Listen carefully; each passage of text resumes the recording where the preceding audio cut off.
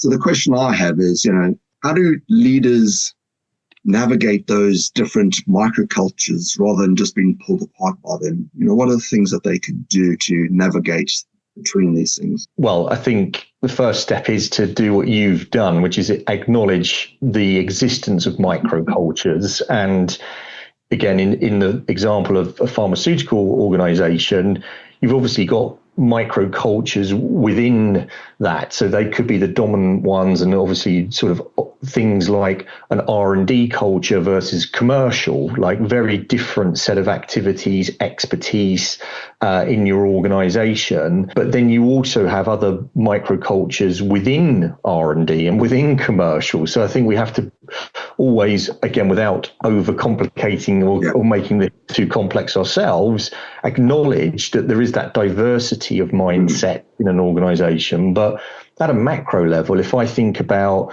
what I've observed, is typically your commercial, sales and marketing functions sort of bring more of a mindset of pragmatism, action, getting stuff done. So often that privileges, in my experience, quantity over quality of work. So there's this desire for progress and getting stuff done and a lot of activity. Those commercial areas could benefit from taking a more scientific approach, using more data to analyze what they're doing, rather than just this constant sense of bias for action and getting stuff done, the busyness that gets created.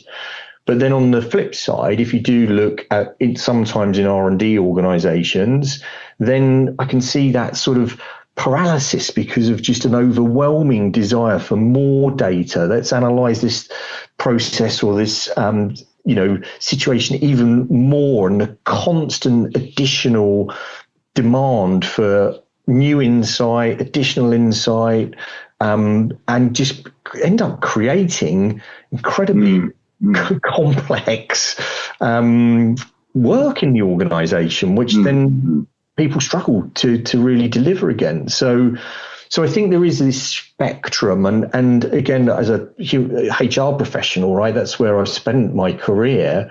Even within a function like HR, you can see sort of both microcultures and mindsets playing out.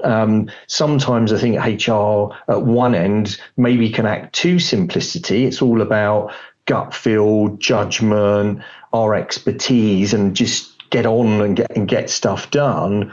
But then on the other end, sometimes I think we can be very guilty of creating incredibly complex job architectures or performance management systems or reward frameworks, which, again, most employees sometimes look at these things and just can't make sense of them. So, you see a bit of both playing out.